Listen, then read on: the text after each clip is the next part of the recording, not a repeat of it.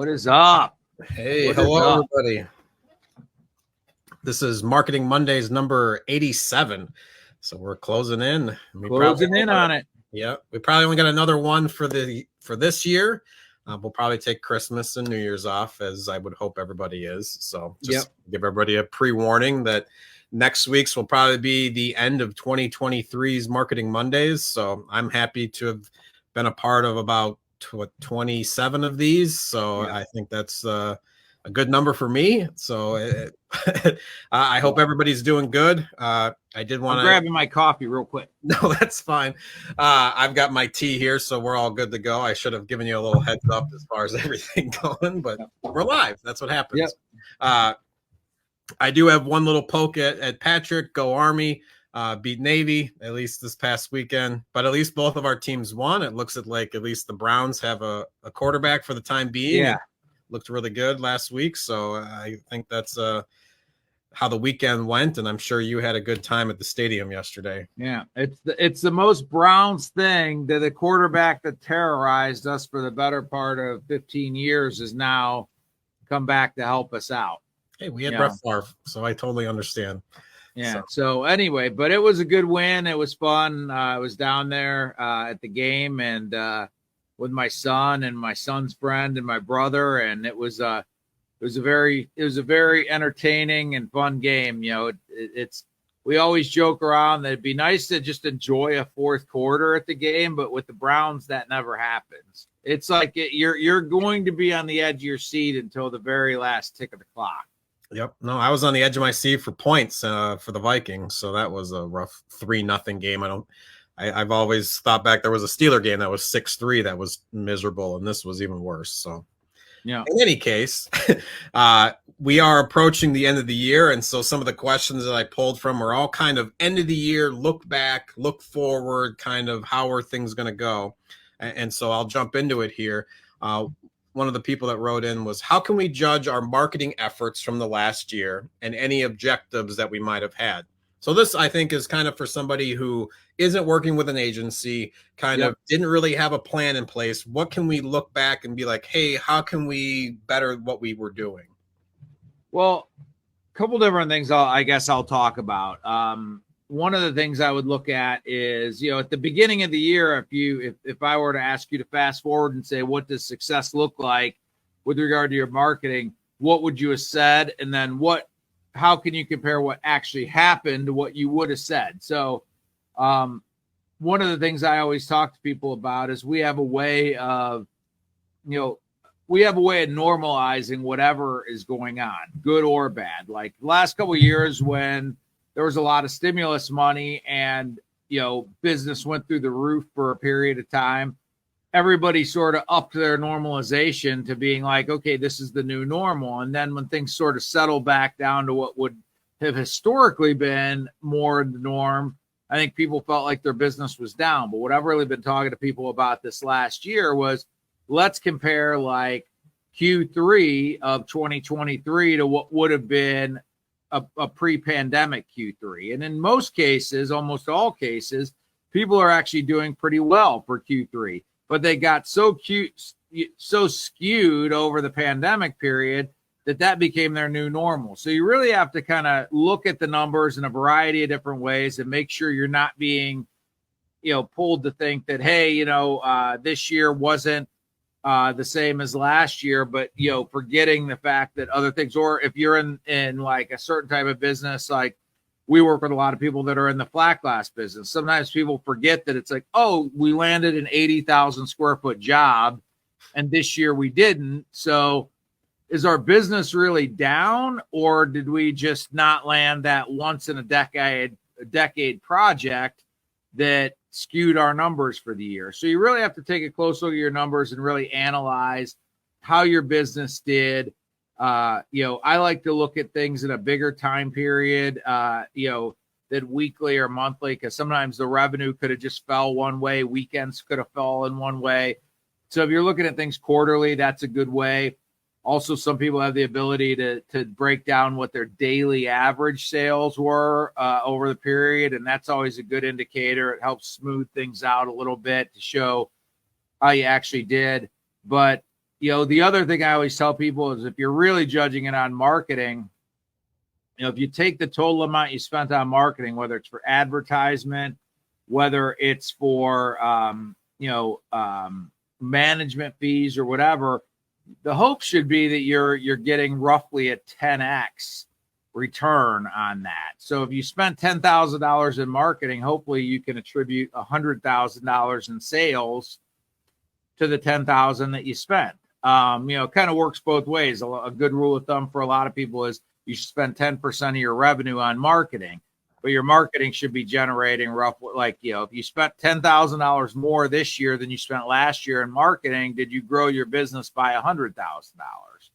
That would be another kind of quick check to think that is my marketing working for me? No, absolutely.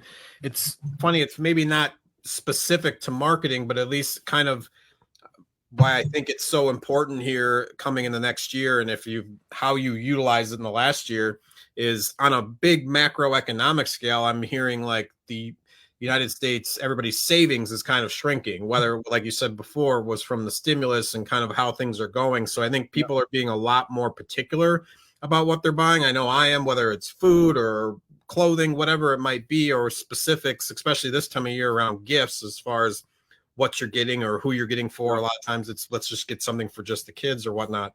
But I think being able to tap into what people are needing specifically and kind of being able to share that through your marketing efforts, I think is kind of key and able to capture those customers that you really want and be able to grow and be able to make sure that marketing money is being used efficiently. So I think that goes along with it is realize, and I'm sure everybody, it's like introspect yourself. It's like, how are you utilizing your money? How are you kind of being not, I want to say taken advantage of by marketing, but how are things hitting you in a way that you're then turning around and spending on, or just monitoring what you're spending, I guess would be the sum of what I'm trying to say, and to realize how is that marketing affecting you, and realizing maybe that's something to think about as well as, hey, these are the items I spent my money on that were more important, but here's a couple fringe things that I got, and why did I purchase those things? The other thing to think about too, a lot of people don't realize, especially when you're talking about social media marketing or Google AdWords, it's all based on supply and demand. So as people's businesses have slowed down post-pandemic, a lot of people are trying to stimulate those sales back up by advertising more. So advertising, the number of people advertising has increased, especially as we get closer to the holidays.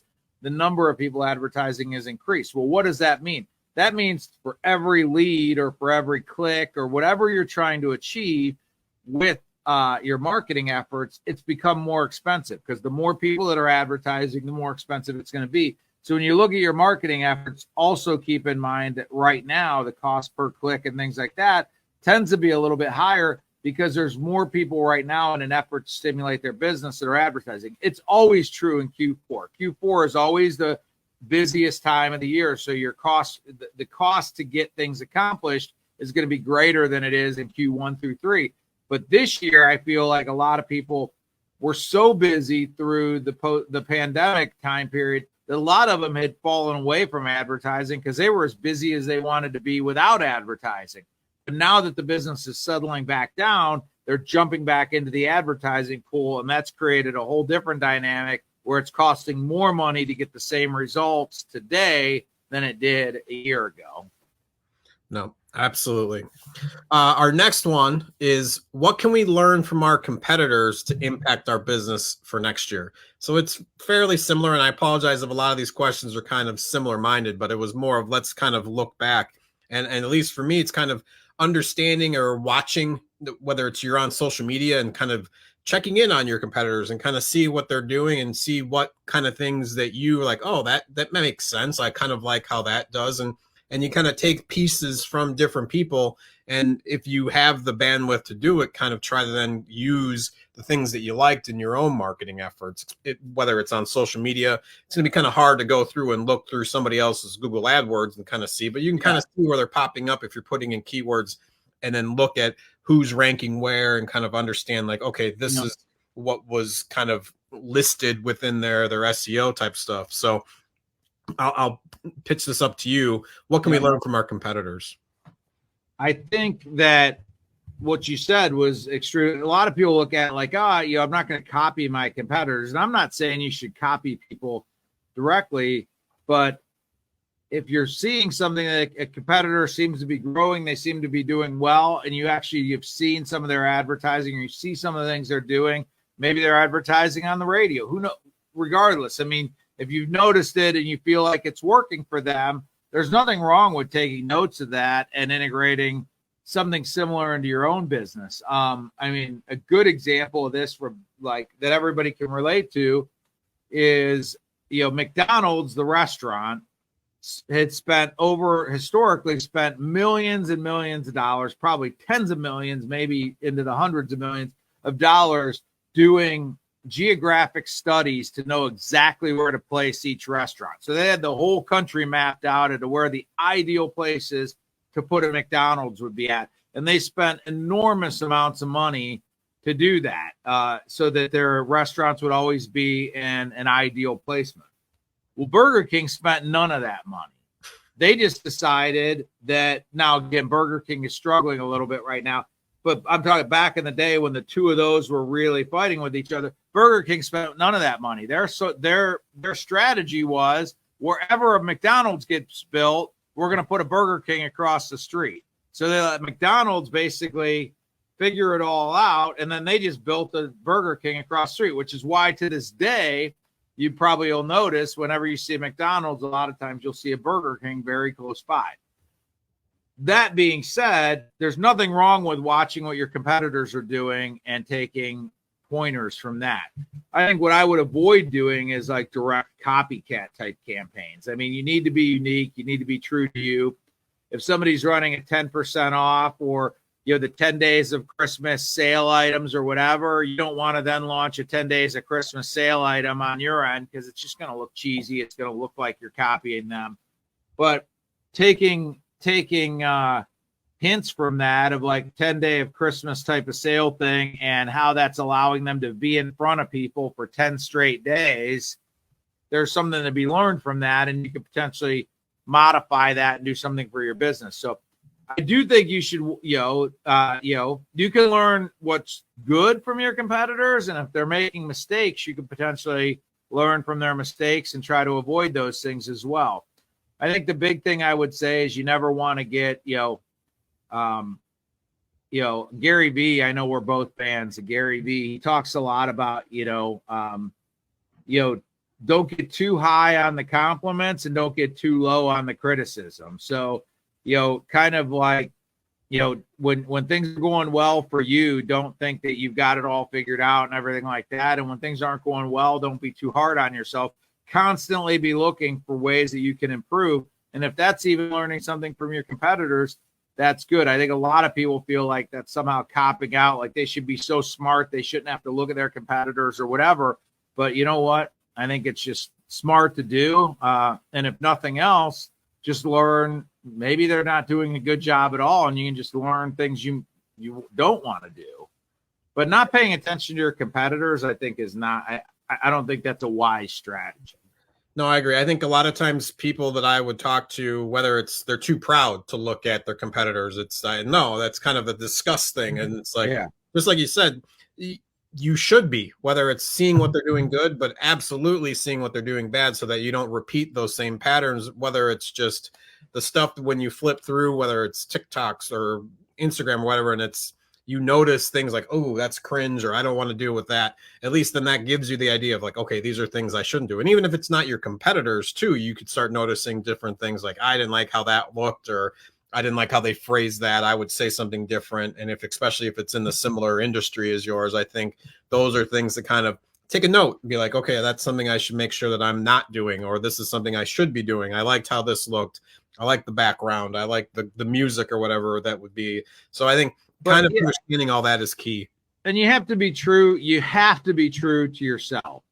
I mean, the reason I say that, you mentioned music, and that's what I immediately went to. And I'm thinking, if you're in your mid 40s or early 50s and, you tend to like more classic rock or whatever the case may be, and your competitors in their mid 20s and they're playing hip hop or something like that on their reels or whatever, you can't just say, okay, well, I'm going to start putting hip hop on my reels, because if it's not true to who you are, it's going to feel awkward. It's going to feel pressed. It's going to feel true to your. So you always got to figure out what's true to you. I mean, and that's going to resonate with a certain group of people if you're true to yourself. It's never a good idea to copy people, especially if it's not true to who you are. If you're trying to put on a face of something that you're not, it's typically going to backfire on you. So paying attention to your competitors, yes. Trying to copy them because you feel like what they're doing is good and you're doing things that aren't true to who you are. No, don't do that. No, I'm laughing here because I thought of a phrase that me and my buddy had. Granted, it was related to dating, but I guess essentially, if you're trying to get a customer, it's a very similar relationship. But desperation is a very stinky cologne. So just make sure that you're not trying to do too many things, and people are going to notice, like, okay, this guy's being fake. I don't like how he's doing that. So just like you said, be authentic, be yourself, and you're going to attract the right customers that are probably going to have a relationship with you in the future, which is kind of what you're looking for. Because here's the thing, if you aren't true to yourself and somebody comes to your shop or invites you out for a quote or whatever the case may be with your business, and then you arrive and they realize the reality is disconnected from what they saw online or in marketing, you're immediately going to start that relationship with a little bit of a disconnect and a little bit of a question. So you've put yourself in a hole before you've even got started, because now they have questions about you and what you represent and who you are, because you've created a situation where your reality does not match what you've projected. Yep. All right, the next one, I've got a bunch of stuff here that I'm going to kind of throw up just because the question is, how can we identify current or past trends within our industry landscape to help us plan for the future? And so one of the things I did right before this was I asked my AI, what do you predict as the trends that are going to be happening for 2024? And it kind of gave me some pretty spot on ones that I think, and I'll share these with you and we can kind of toss them up in the air as we go. Yeah, I was going to say, I'm interested to hear what AI said. Yeah. So number one is AR and VR marketing.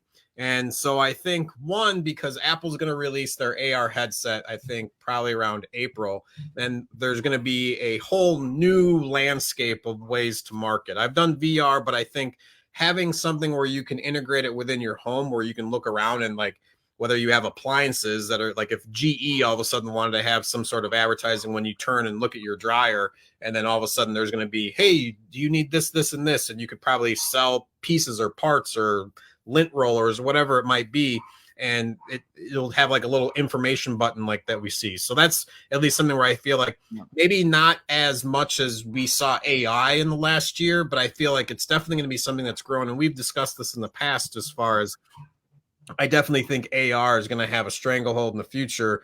The easier we can be mobile with these devices, whereas I think the AR headset they have coming out is going to be kind of, you're going to be in your living room. You're not going to be able to like walk around with it, even though I've seen it where the battery pack can go in your pocket and you can watch stuff while you're on an airplane and whatnot. But that's its own commercial. I won't do it for them. Number two is AI and machine learning, which obviously I think is going to continue to grow the way ChatGPT 4 and everything that's kind of coming along with that. The next few kind of made sense, but they were surprising. So one is privacy first marketing with an increased attention on data privacy. I got to slow down. Marketers might need to find new ways to personalize and target their messaging without relying on third-party data, which I definitely think a lot more people are going to be thinking about, where's my data going? Who am I sharing this with? Ask not to track, I think, is going to be one of those things where people have to become a little more creative in how they're reaching. And like we said before, whether it's more bespoke or more personalized efforts with your customers to realize, I want to get in, shake your hand, kind of figure out what you're thinking.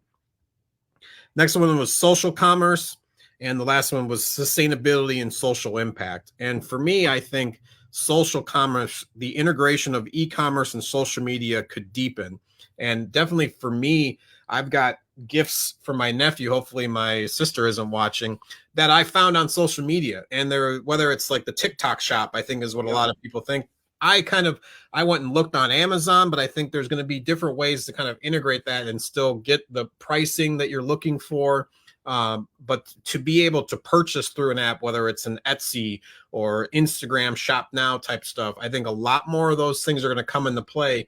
And the reason I mentioned TikTok is you don't even realize it's an ad. Somebody's sitting there doing something with this item. They're not selling it. They're just showing it, but yet there's a little decal at the bottom if you want to shop this product. Yeah. And there's been a lot of times where I'm like, okay, this person isn't selling this to me. They're just kind of doing whatever they normally do. And this purchase point is within this thing. So I think that's something within social media is going to become a lot bigger. Is it might not be so much selling as it is kind of just like we've talked about before, providing information or providing what you normally do.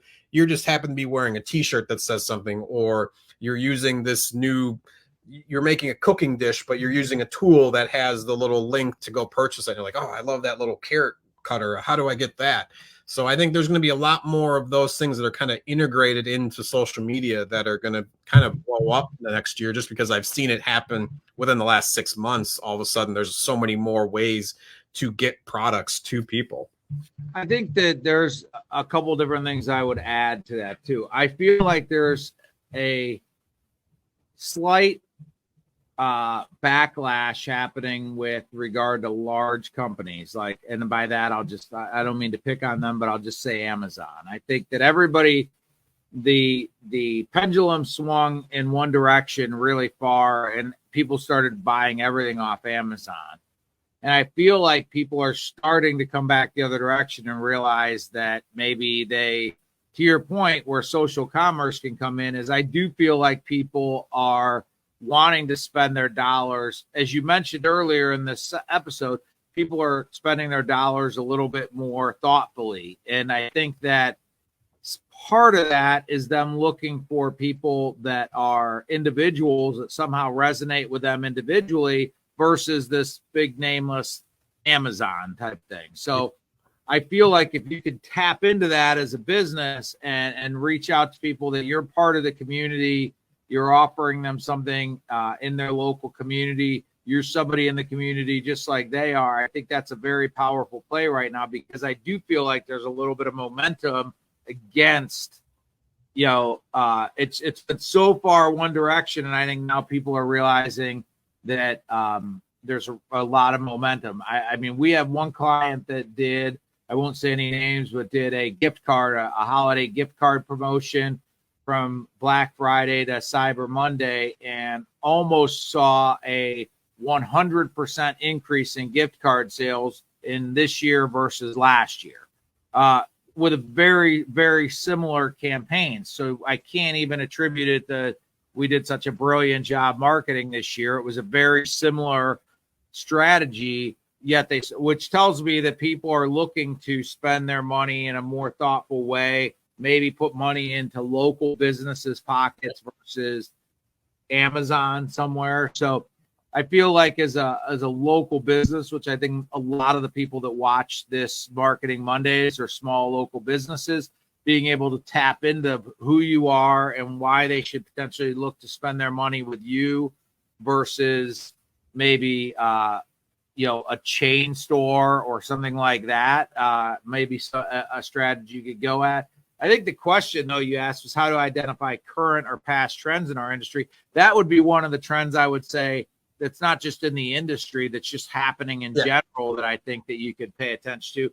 But I think, if you've been in business for a couple of years, one of the best things, and I'm saying this to myself, to preach to myself as well as anybody, I think getting in the habit of briefly, man, people are going to probably cringe when I say this, but briefly journaling every day, briefly journaling about what's happening in your business every day, so that this November you can refer back to last November and read your journals from November and start to understand, what was going on last year, what's going on this year, that your own experiences and your own data as you're experiencing it day in and day out is going to be a good source for you to figure out what's happening. Is the landscape changing? Or trends changing? How can you take advantage of that?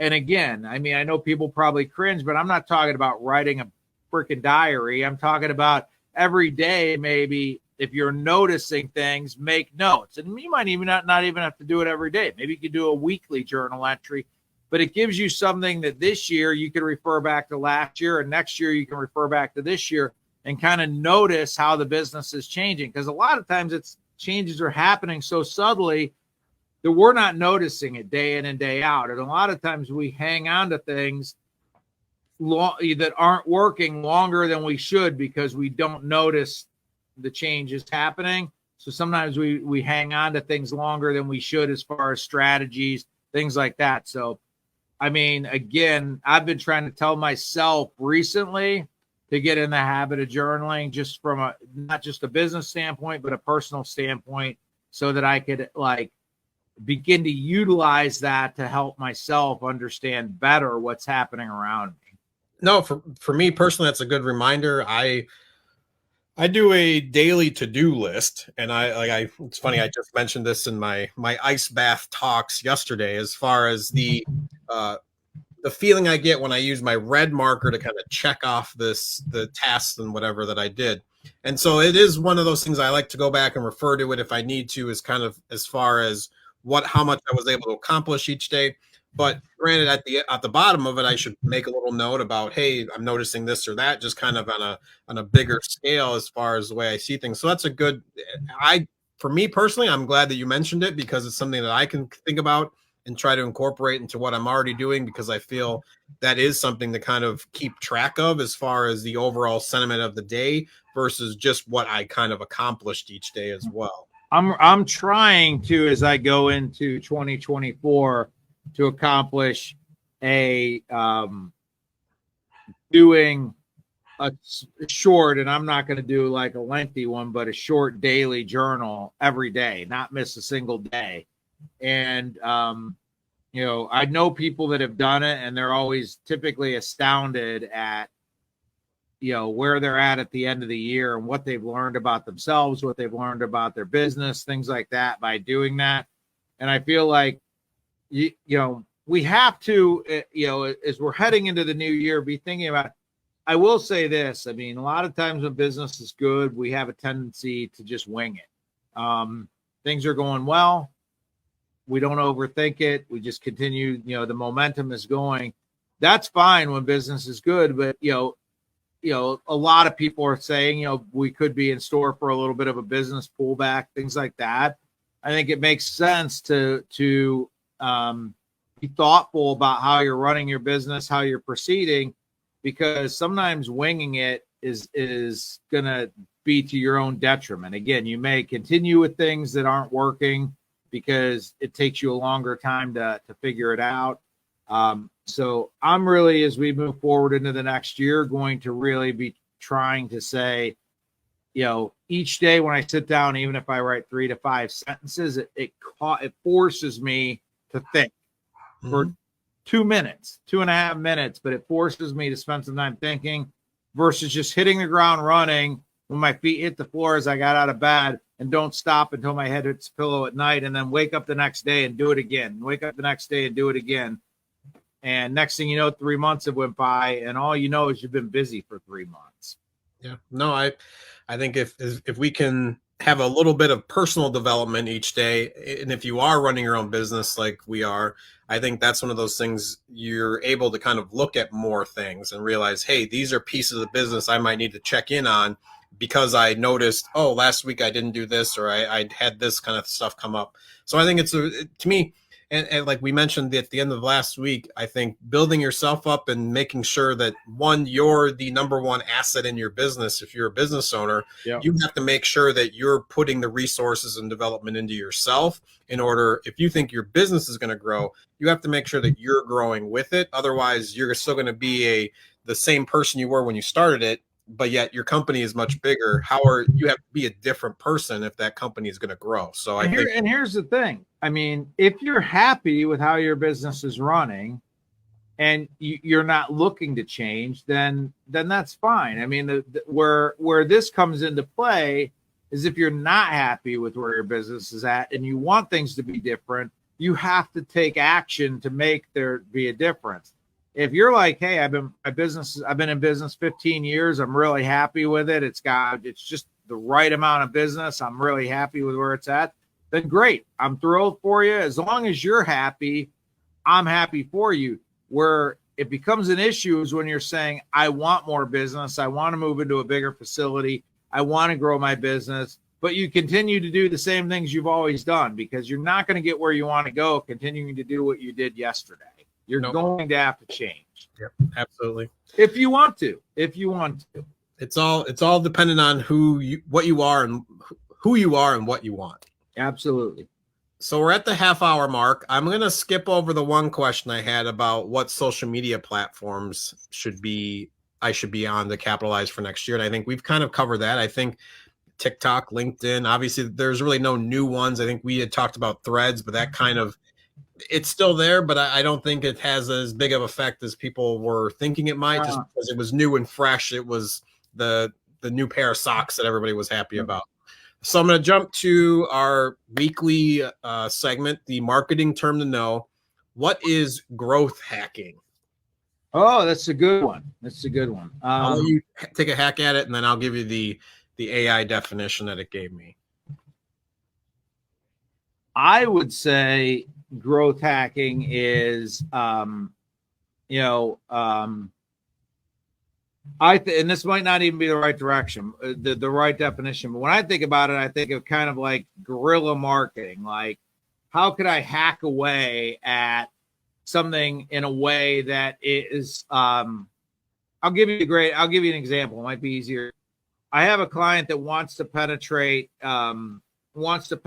more platforms and more interest organically. They don't want to pay for ads. They want to do it organically. And one of the things we talked about is this particular client does a lot with automobiles. So what we talked about is there's numerous groups on Facebook, too many to even count, with regard to different things. There's Jeep groups, there's Toyota groups, there's, Corvette groups, Porsche groups, you name it. There's groups for it. And a lot of these groups have, tens of thousands of members in them. So let's say that you were doing a really cool project on a Corvette and you wanted to get some organic traffic for free. If you could take some pictures of that Corvette and explain what you were doing and post it into some of the Corvette groups, you could get a lot of attention, potentially traffic back to your website, all types of different things, depending on what your objective is, without having to spend money. It's sort of you're kind of hustling, you're kind of doing some different things to make it happen. I think that's a good thing to think about with regard, especially if things are getting a little bit slower, a little bit tighter, thinking of ways to do guerrilla marketing. Another thing, people don't talk about, we work with a lot of people in the window film industry, things like that. When's the last time, if your business has been busy, that you thought about potentially going to your local mall during the holidays and putting a flyer under, 500 windshield wipers while people are in shopping? I mean, that to me is growth. To me, when I think of growth hacking, I think about not just spending money to try to make growth happen, but getting out there and like hustling and doing like the guerrilla like marketing, like getting your hands dirty and just trying to do stuff to hack away at ways you could grow your business without spending a lot of money. And again, I mean, there's a lot of ways to do it. And I may be way off on the definition. When you say growth hacking, I always think about like, what can we do that the average person isn't doing that's going to allow me to potentially accelerate ahead of my competition without spending more money? When the money's flowing and you can spend money on advertising and things like that, you might not have to think about this as much. But if you're like, hey, I got to cut back on my advertising, but I want to keep the business rolling in, what am I going to do? I'm going to print 500 flyers. And I'm going to go out to the mall on a Friday night and I'm going to walk the parking lot with a couple of people that work for me. And we're going to put flyers under 500 windshield wipers. It still works. Yeah, it works. Yeah. No, I think you got pretty much within the realm. It says this refers to marketing strategies specifically aimed at rapid growth. These can include unconventional or low-cost methods that focus on creative, innovative, and viral marketing techniques instead of traditional approaches. So I think you're Oh, really I hit on the low cost. I hit on the low cost side of it for sure. Yeah, at least for me right now, and I did this with one of my past clients that I had was like the 10 days of tools, and granted, we have some time. Today is what, the 11th, and so if you were to start something on the 15th, one of my customers that I have, he has sent me a whole bunch of different customer testimonials. And so that's something that is low cost if you're friends with these people, and he's starting off. So it's he gave out a bunch of free samples and kind of then videotaped them at like 6 months later. And now he has all these testimonials kind of built up. And so you could use that as the 10 days of testimonials towards Christmas, or that's a generic one to kind of use, just because I think towards the end of the year, whether you just do it kind of Christmas to New Year's, you could do some sort of feed, because I feel like a lot of people are going to be home and on their phones. And so it might be a time to kind of hit them with a lot of different organic stuff, because one, you could do promotional marketing, but I think understanding when people are going to be on their phones, if there's different ways to, I know it's harder with the algorithm because it kind of puts things out specifically, is when we've talked about this, when the post I think is getting less and less important, because people are going to be on their phones when they're on their phones, and the algorithm is going to put stuff in front of them. So it's going to be kind of regardless of when you post, it's when that person is going to see it. So I think just being able to put content out, but having some sort of a fun type of, and trying to be viral, I think is tricky. At least for me personally, and one of those things, and shameless self-promotion of doing the different cold plunges I'm starting to notice whether I get more people kind of talking about it because I've been consistent. And I think that's the key to all this too, is if you want to kind of go viral, do the same thing, or not the same thing, but kind of have a similar trend and try to just get it out there consistently every day. You're going to get people that are going to come back. And already it's been day 12 and I have people that are commenting that I didn't know before 13 days ago, and now they're commenting almost every day, just because it's something that they're seeing and it's within their interest group. And so that's kind of the thing too, whether it's you're starting to notice you're showing this is tint job number 2, or we're just going to do a front window here today, and you just put up a camera, and whether you're talking to the camera as you're doing it, just as simple as can be, but yet you do that every day, you're going to get people that are going to be interested, whether it's people who install themselves or are curious about getting into installing, or that actually need to have their car tinted. I think being able to kind of get into people's headspace is going to be key, especially this time of year, because I think there's going to be a little bit more downtime. And then once the new year starts, I think then you can kind of try to get on whatever other marketing campaign you're going to do in the future. No, I think that there's all those things are good ideas. I think that a lot of it is just figuring out what works for you. Again, back to what we said before, it's got to be true to who you are. I mean, if we both know somebody named Carlos that we're familiar with in our industry. He's got a great personality, more of a showman type personality. So there's things that work for him, but if somebody were to try to copy that, it would not come off good for them, because they don't have that same personality. That wouldn't probably come off as well. So I think you got to be true to you. And again, I would encourage you that, there is a lane for just old school getting out there and hustling. If you're slow, go out and, in your town and go to different places. There's strip malls, whatever, and introduce yourself to people. Walk in, introduce yourself to other business owners. Just say, hey, had a little bit of time today. I was in the neighborhood. I want to introduce myself. If you ever need anything, people now in a digital age think that everything should be, I could build an ad for that. I could spend some money on AdWords or this or that. But I still think there's a lane for just getting out there and getting after it and doing things in a traditional way. And maybe even more so today, that would cause you to stand out versus the competition by doing that. And again, like I said, there's a lot of things you can do that don't cost you a lot of money. And I love the idea of figuring out ways you could hack away at growing your business without spending a lot of money. I mean, throwing money at something is the easy answer. Is there other ways you could do things that don't cost you the amount of money, but can still achieve the results you want? No, absolutely. I'm a testament to doing door to door. That was kind of the first couple clients that I had. And granted, marketing's a little bit different than anything else you're kind of selling, but if people don't know who you are, they can't buy from you. And so I think that's kind of the key to all of this. It's like you said, go out, put flyers, business cards on cars, go shake hands, kiss babies, and kind of see everybody that's out there, because that's the way to get in front of people so that they know who you are.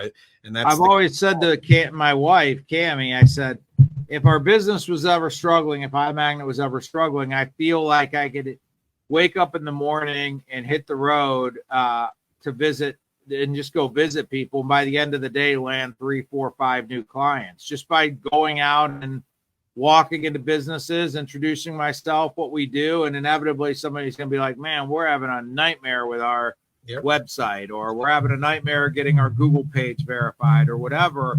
And I feel like if I was ever in a situation, now thank God we haven't been in that situation, but if I ever was, I always felt like I could always just go out and start shaking hands and things like that, and probably land some business. And I truly, what's that?